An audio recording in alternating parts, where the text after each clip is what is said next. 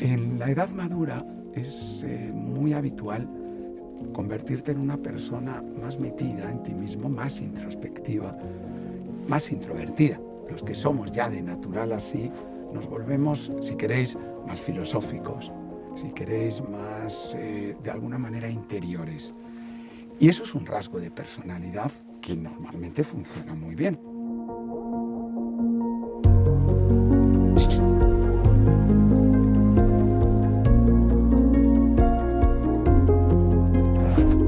Como voluntarios es habitual que al principio entremos en nuestra labor siendo muy conscientes de las carencias de los colectivos a los que atendemos. Eso es lo que nos conmueve al final a la acción. Y seguro que vosotros, voluntarias, voluntarios CaixaBank, habéis leído, os habéis formado en algunas de las carencias que se supone que vais a encontrar en las personas mayores y con las que tenéis que tratar de conectar para trabajar. Seguro que os han hablado del tener más paciencia, de cuidado con la apertura al cambio, el manejo de las nuevas tecnologías y sus dificultades. Son toda una serie de cosas que al final tienen que ver con qué es lo que esas personas no tienen.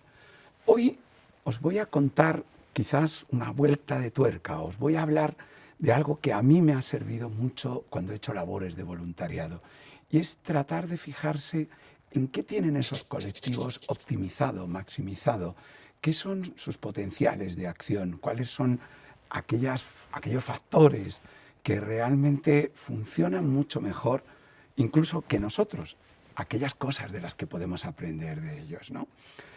Es difícil con las personas mayores en una cultura como la nuestra, que probablemente está haciendo continuamente apología de la juventud. Desde los 60, en Europa, en Estados Unidos, parece que todos los factores positivos de los que hablamos tienen que ver con la gente joven. Sin embargo, si uno se fija a su alrededor, si uno se fija en los periódicos, puede ver un montón de historias que demuestran que las personas mayores tienen muchísimo potencial de acción. Hace poco un paciente mío tuvo una especie de desvanecimiento porque él es nadador y estaba intentando imitar, porque de alguna manera le había servido de ejemplo, a una nadadora cubana de la que había oído hablar. Él tiene en torno a 30 años y había dicho, si esta mujer con 65 años puede cruzar desde Cuba hasta Miami, yo también puedo nadar esta piscina. Fijaros que vuelve a ser una persona mayor haciendo esto, ¿no? Y yo le recordaba una entrevista que leí con una esquiadora, Zulma Blanco, que participaba en una carrera en Argentina, la llamaban la carrera de la historia, donde había personas que habían sido muy importantes en el deporte de esquí. Y esta mujer se quejaba al final de la carrera de que la habían puesto junto con su hija y que había tenido que ir más despacio porque había tenido que esperarla. Lo curioso es que Zulma Blanco en ese momento tenía 92 años. Esas historias que parecen tan fantásticas, en realidad están continuamente ahí. Las solemos olvidar. Solemos olvidar que tanto el Quijote como la Gioconda, como el Fausto de Goethe, son obras producidas por encima de los 60 años. Solemos olvidar que mucho de lo que tenemos alrededor está hecho por gente mayor. Y no es sorprendente en el fondo. A los psicólogos no nos llama tanto la atención. Hay un psicólogo holandés, Ruud Verhoeven, que tiene lo que se llama una base de datos de la felicidad. Él hace encuestas anualmente para ver en dónde está la felicidad humana. No está nada mal hecho, aunque os parezca que esto de repente de cuantificar la felicidad es extraño, porque lo hace a partir de cientos de factores. Y creo que son bastante buenas. Invariablemente, y no es el único que le pasa, surge una curva en forma de U en lo que respecta a la edad. Las personas que tienen menos de 30 años probablemente se sienten muy felices. En general, en la juventud hay una cierta sensación de felicidad, pero no es el clímax. Luego, a partir de los 30, 35, habitualmente empieza una decadencia.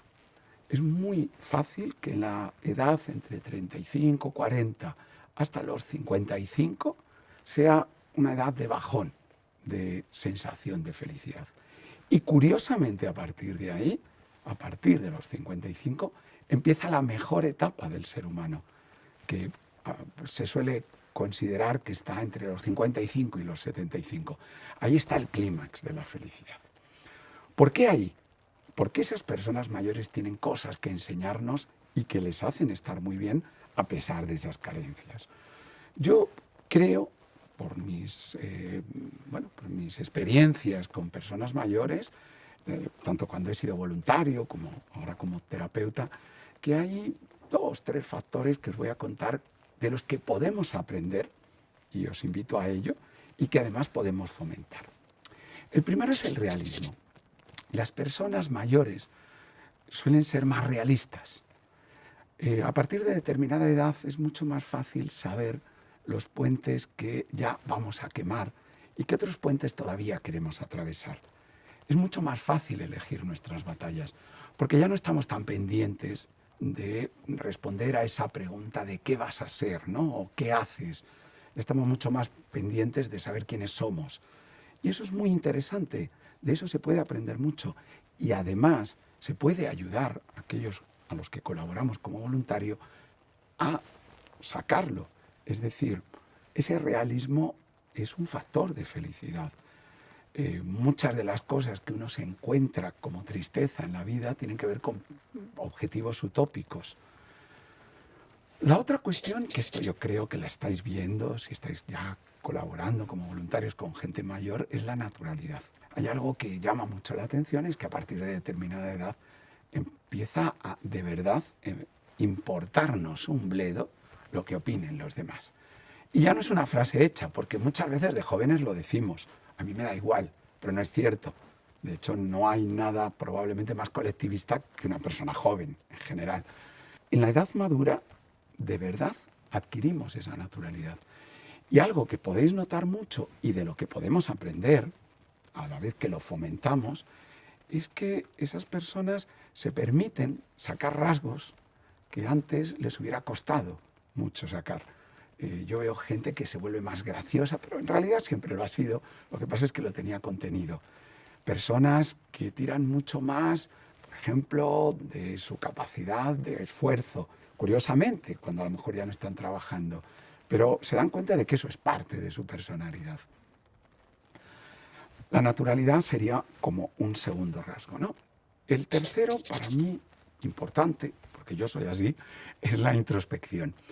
En la edad madura es muy habitual convertirte en una persona más metida en ti mismo, más introspectiva, más introvertida. Los que somos ya de natural así, nos volvemos, si queréis, más filosóficos, si queréis, más, de alguna manera, interiores. Y eso es un rasgo de personalidad que normalmente funciona muy bien. Lo mismo, vivimos en una sociedad que parece que fomenta la extroversión. Entonces es muy fácil olvidar esto. Cuando yo hablo de introversión, sí que pregunto mucho a los que estáis aquí, ¿qué personas admiráis? En cualquier ámbito que se os ocurra. Y empiezan a decirme, no sé, voy a dar nombres, John Lennon, Messi, Steve Jobs, Einstein, por decir personas en ámbitos diferentes. Todos ellos son introvertidos, todos ellos son personas introspectivas. Y todos ellos, probablemente, quizás John Lennon no, han empezado a adquirir su mejor fama a partir de la madurez. Yo creo que nos hacemos más introspectivos. Ahí empieza uno de los riesgos, y quizás como voluntarios es el que estáis viendo, que es la soledad no deseada. Es mucho más fácil meterte en ti mismo y acabar sintiéndote de alguna manera aislado. Pero recuerda una cosa, la soledad no deseada no tiene que ver con estar con gente o no. De hecho, por ejemplo, las estadísticas muestran que hay la misma cantidad de personas casadas que sienten soledad no deseada como de personas que están viviendo solas. No es una cuestión de estar con alguien, es cuestión de estar con personas que te entienden, que te respetan, que comprenden tus características. Por eso yo creo que como voluntarios nuestro acercamiento podría ir realmente desde sus capacidades, realmente desde estas 3 que os he dicho y quizás alguna más que vosotros vais a ir descubriendo. Porque lo importante es que esa persona no solo se sienta acompañada físicamente, sino que sienta que hay alguien que está realmente entendiendo quién es y en qué momento vital está. Yo creo que solo desde el respeto podemos conseguir que alguien se sienta acompañado.